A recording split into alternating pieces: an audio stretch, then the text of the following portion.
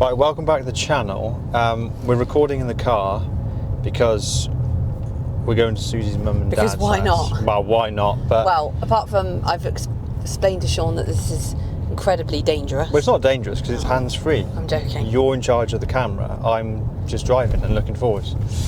But we want to talk about the Himalayan.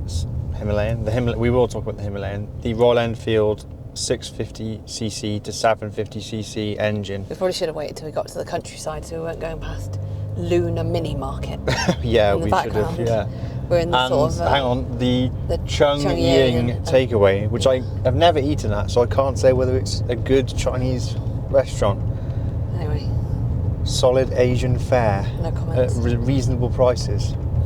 Okay, so we're talking about the 750cc engine. The reason being is because we did a video about the new Himalayan. Somebody actually pointed out in the comments that no one's actually said it's called a Himalayan, so Royal Enfield could call it something else. It's an adventure style bike, but it doesn't have to be called the Himalayan, which is really interesting. But that is what they're going to do, isn't it? Like, they've only got I think the it will be. 450 adventure bike, and surely, knowing that that's what people are sort of into a lot. it's a good name as well, isn't it? Well, it's actually not Himalayan, it's Himalayan. I don't mean the Himalayan, I mean to do an adventure bike. Surely they're going to put that new sort of jazzied up engine in an adventure bike. So they've got a bigger engine adventure bike. You know what? I think, let's just say the 750cc engine, but I'm going to come back to that. The 750cc engine is going to be a bored out version of the 650. 650 is 47 horsepower. So I estimate the 750 will be, what, 55 to 60 horsepower. It won't be loads because Royal Enfield don't overstress their engines. Everything is like low tune, low specific output, nice and reliable. That's how all their bikes are, from the 350, 650, even the 450. You could get more power out of that, as CF Moto do. So there's low state of tunes. I think that it'll be 55 to 60 horsepower. Now back to your point. Yeah, the adventure bike, the new Himalayan or whatever it's called, is going to be the top model.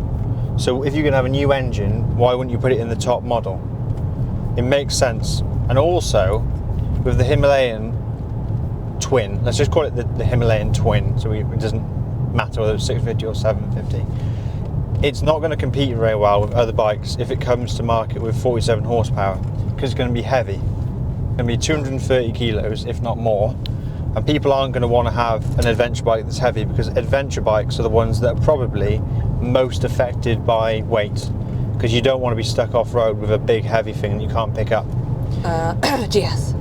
Yes, BMW GS, Triumph Tiger 1200. So why are they all like that then? Because a lot of people don't use them off-road. They're kind of touring bikes. Okay, well then another question then, why would they bother putting it in that bike then if they're not going to make it lighter? Or why don't they just make a bigger engine? Well, Maybe we should pose these questions to Royal Enfield. the aftermarket has got a kit for the Interceptor engine. I hope you're going to be able to stabilise this because I'm wobbling all over the place. We'll be alright. Watch where you're going. Susie's in charge. The aftermarket has got a kit for the Interceptor engine that makes it a 865cc. So Royal Enfield, Oh, interesting. yeah, you can actually get 865cc Yeah, out of that engine if you wanted to. Yeah, but why? What I'm saying is, why don't Yeah. Royal Enfield just do that rather than fiddle? Is it because I guess it's cheaper to just do something with an existing engine? Yeah, cheaper to do something and bore out an existing engine. But if the Himalayan is heavier than most adventure bikes, I'm a bit lost. I don't really understand what you're saying. So you're saying the Himalayan is heavier than most adventure bikes?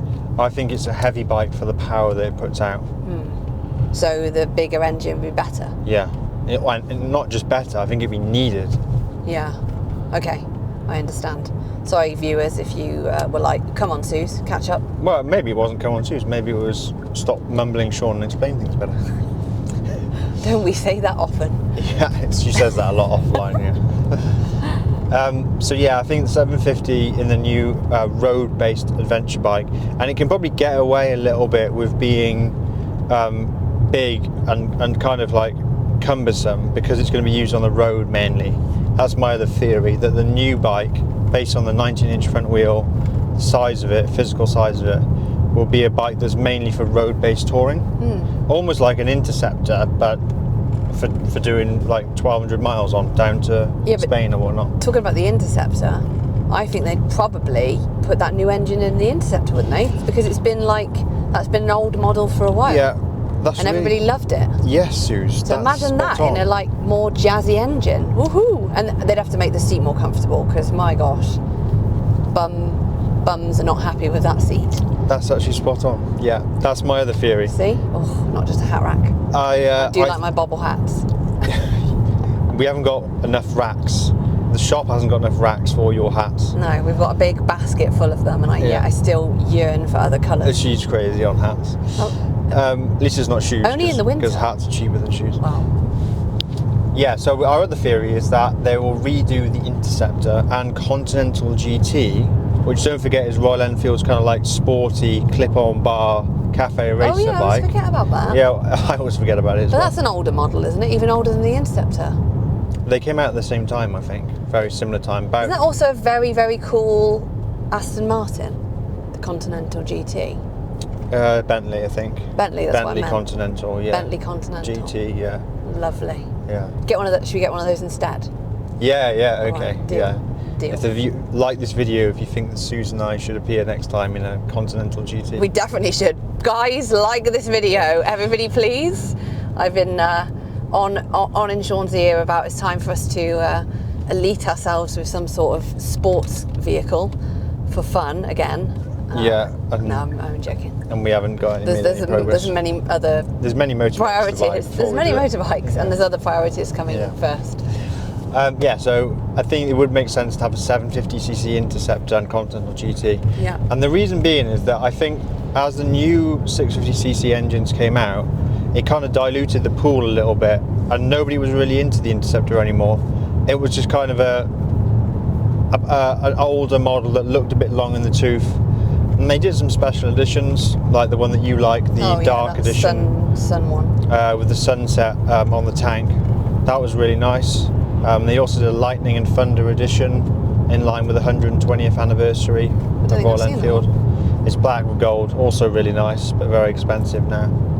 But I think after a few little upgrades like LED headlights and metal switchgear, you're not really going to do much more to the Interceptor unless you up the engine and it was, say, 60 horsepower, and then it's kind of competing with Triumph's T100 a little bit. Obviously the T100 is way more expensive, so an Upgund Interceptor could actually sell well, because you'd have Royal Enfield fanboys going for it. Upgund, I like that. Yeah, like a T34, Upgund it, mid-life cycle. But all the other manufacturers do that though, they make the engines better over time. Can I just add in there, for those of you that are not into war, war history, the T-34 is actually a Russian tank that was upgunned from a 75mm to an 80, I think. 85. 85. You got most of it right. Well done. I know this. I know what he's talking about. But most, well, maybe not. I'm not saying most, but other people, just in case you were thinking, oh, what's a T-34? What bike is a T-34? What bike is a T-34? It's not a bike, and it is definitely not going to be more comfortable than a motorcycle. So that's the other thing they could do, I think. Do the new road-based adventure bike, bit more power. Yeah. Upgrade the Inti and the Continental GT, and then refresh those models, and then gradually they'll probably propagate the new motor down through the line. Right, so here's a question. Yeah. Is the 450 engine that's in the Himalayan, is that an upgraded 350 engine? No, it's a brand new engine called the Sherpa. It's a single, isn't it? It's a single, yeah. Well, the 350 is a single as well, but they're not the same design. What is the same design is the Himalayan 411, or the Scram 411, was upgraded to the Scram 440. Gosh, it's very confusing. Okay, cool. Which is weird. No one can understand why they've done that either, but nevertheless. I don't know, Royal Enfield are in a bit of a weird place at the moment. This big adventure bike that we're going to call the Himalayan 650 for now is going to struggle, I think.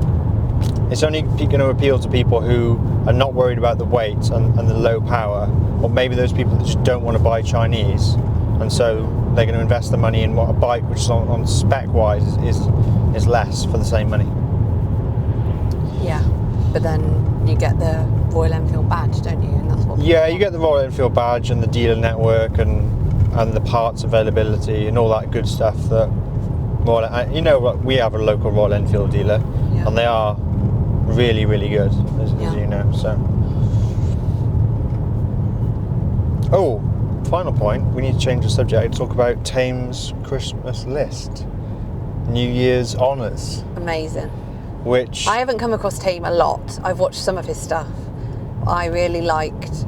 I just love his manner, his energy. Yeah. He's just so like.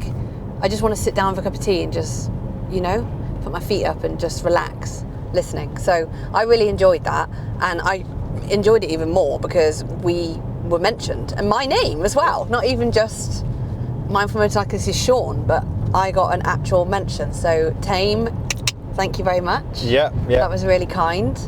And we were 7th place, almost tying with Freddie Dobbs. Freddie! Yeah, so that was So crazy. well done, Freddie. Well done, everybody. We're obviously everybody's awesome. I mean, I think there was some people I actually know on there. I don't know everyone, so sorry about that. But Ian Hughes, Royal Enfield. Yeah.